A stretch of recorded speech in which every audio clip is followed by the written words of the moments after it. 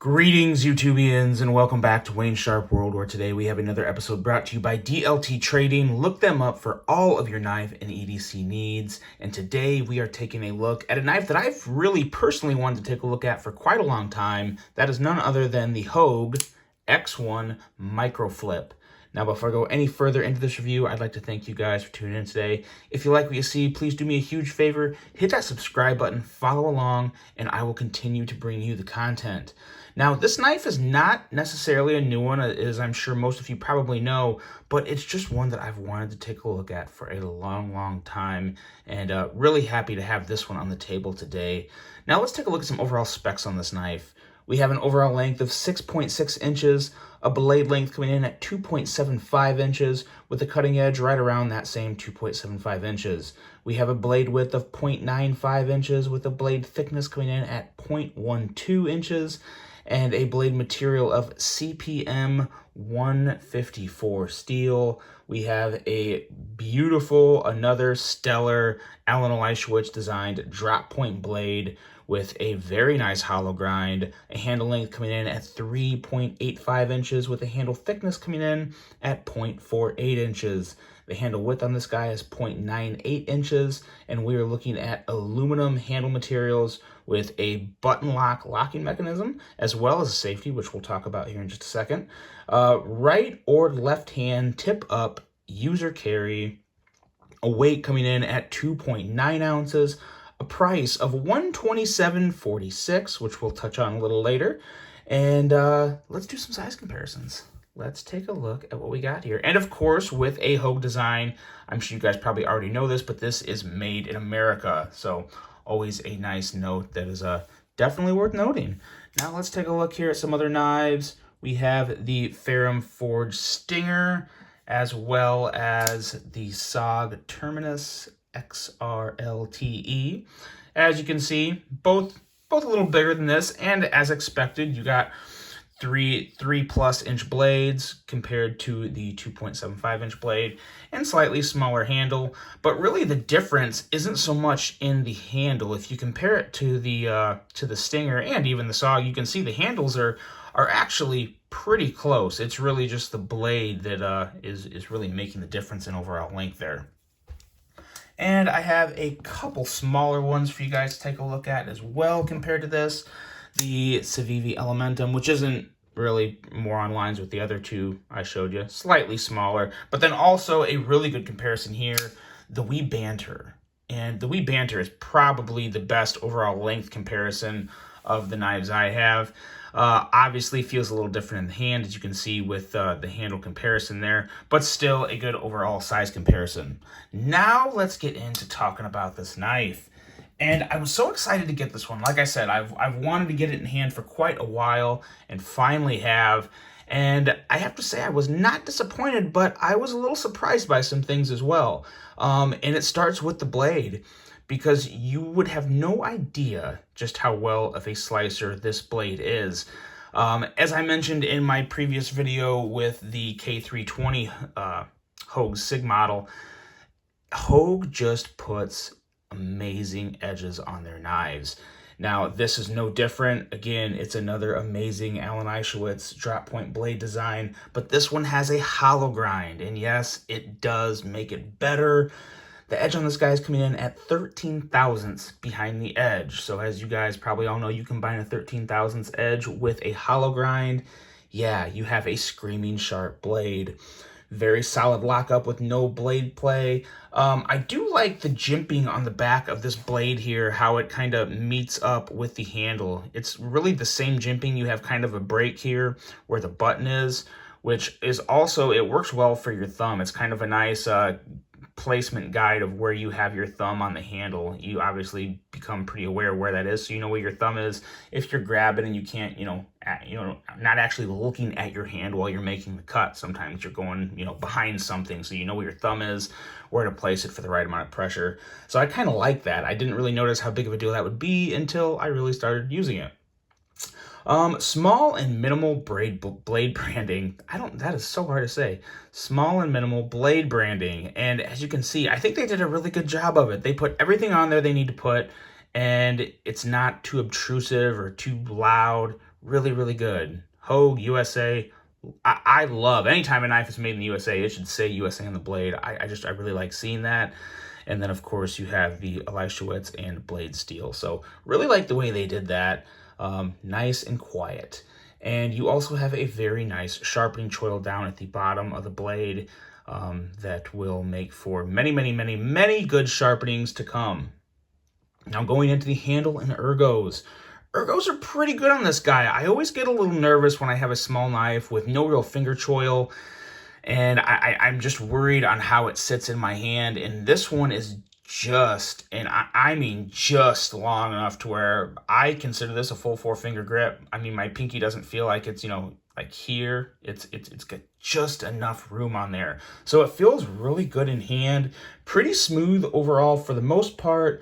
But I could see this clip being a problem for some people, mainly because of the ramp and how long the clip actually goes up into the handle. It actually ends up landing the ramp kind of right on my the other side of my hand where my knuckle is. You guys know where your knuckle is on the other side. I think the palm of your hand, there's always kind of a little more of a, I guess, reverse knuckle or a little bump or something there, and it's kind of pushing on that a little more than I would like it. I feel it. For me, it is even a borderline hot spot, but it doesn't exactly kill the enjoyment of using this knife. So I won't call it a full-blown hot spot, but again, I think some people would have a little more of a problem with it than I would. I really do appreciate this button lock here and the texturing they have on it. The button lock works pretty well. We'll talk more about that when we get into the action, because there's a little thing you got to get used to with the action. But as far as the button, it works very well, and that texturing really is pretty much on point. Your finger's not going to slide one way or the other. It does a good job of kind of biting your thumb wherever you place your thumb on it. So really good job there. I do not, however, appreciate the safety that it has, this lock safety. I just don't see the point in it. The lockup is so solid, and the button takes so much force to push. Again, not a lot of force, but I just don't see how you could ever accidentally push this button in enough to close the knife on your hand. It's also important to note that this lock cannot be used when the knife is closed, only when it's open. If you look, you can that little shiny part right there, that's the end of the lock. So obviously when the button's pushed in, it's blocking the lock from closing. So the blade has to be open for you to actually use the lock to basically, in theory, turn it into somewhat of a fixed blade. So I kind of get where they're going there, but again, I'm so pleased with the lockup. I don't think it's necessary. So it's just kind of another thing in the way. It works fine. No issue with the functionality of it. It actually feels like it's a very solid lock. You guys know on some locks, the plasticky ones where they can get a little rattly and annoying, kind of clinky.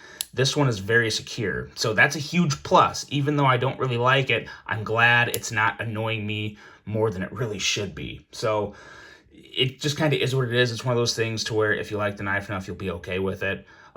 But worth noting, I personally don't ever see the need for this, especially considering the size of the knife. I'm not going to be trying to, cut down a tree or do anything too crazy with this, so I don't think I'd ever really need to lock the blade in, but it is what it is. It's there. I'm kind of just over it. Overall, though, I really do enjoy the lines on this handle.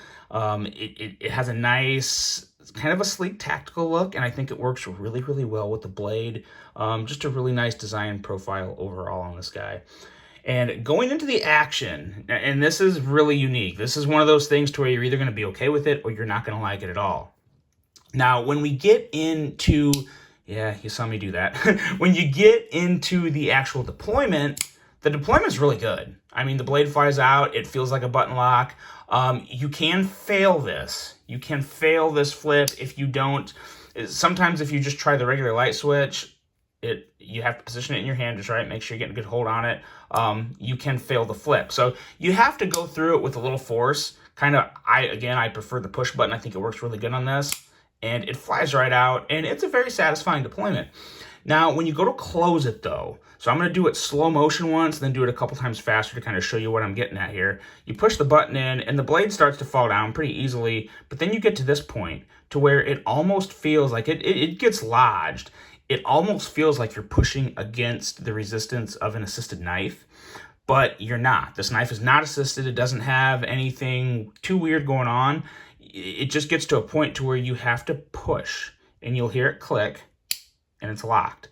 Well, it's not locked, obviously, but it feels like it kind of locks in, like it kind of locks into the detent. So when you go to do that, I have found it works best if you just push the button, flip it down a little, and close it with your hand. It works, it's actually really easy, but again, it's not that quick close you do with like an axis lock or a compression lock. It takes that extra, squeeze. So go down like that, just like that. It's that simple. Now, I also found out when I was fidgeting with this, if you push the button and swing it hard enough, you can close it. You can close it. But you have to really be mindful of it when you're doing it. You have to fully intend on doing that. You're not going to ever casually just close it because it's going to get stuck there on you. And you just close it with your hand. In all honesty, when I first did this, I was like, oh, you know what? That's really annoying. I'm to the point to where I still don't love it, but again, I've kind of accepted it. And see, there you go. So that wasn't even a super hard close. I'm also thinking this guy may need to just break in a little more. I've carried it for a few days now, and I really like the performance of it. I like the looks of it, love the blade, and I'm okay with the action. Yes, it's not a ProTech Malibu. I get that. It's not, but it's still a pretty fun knife to fidget with, and it gets to a point to where even this becomes kind of its own unique fidget factor. I mean, it's really not that bad. I'm kind of surprised at how much I'm warming up to this and just okay with it. Now, I don't want all my knives to be like this, of course, but for this one, I'm just, yeah, I'm not too mad about it. Overall thoughts, even with the weird closing, I do still like it. You have a great design from an incredible maker, quality materials, USA made, and at an affordable price, and as a bonus, it has a wicked, amazing edge. I do wish the clip was a little different. I just wish it was a little more flattened or not quite as long, maybe even a deep carry for such a small knife.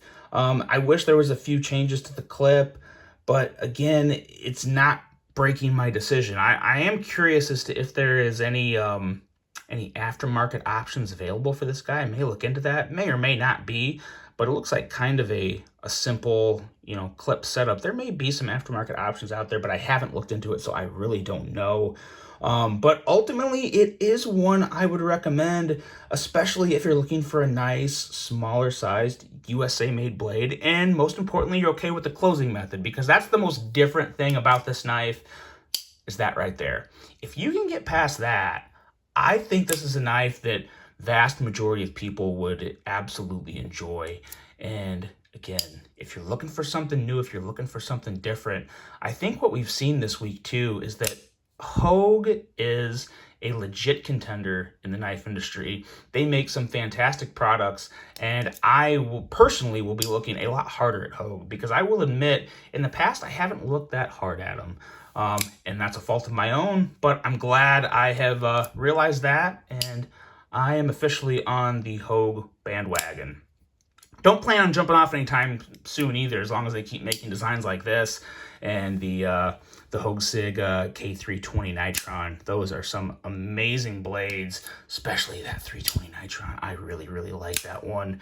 This one is no slouch either. Let me know what you guys think. I hope you enjoyed this one. Hope you have a great rest of your day, and until the next one, I'm out.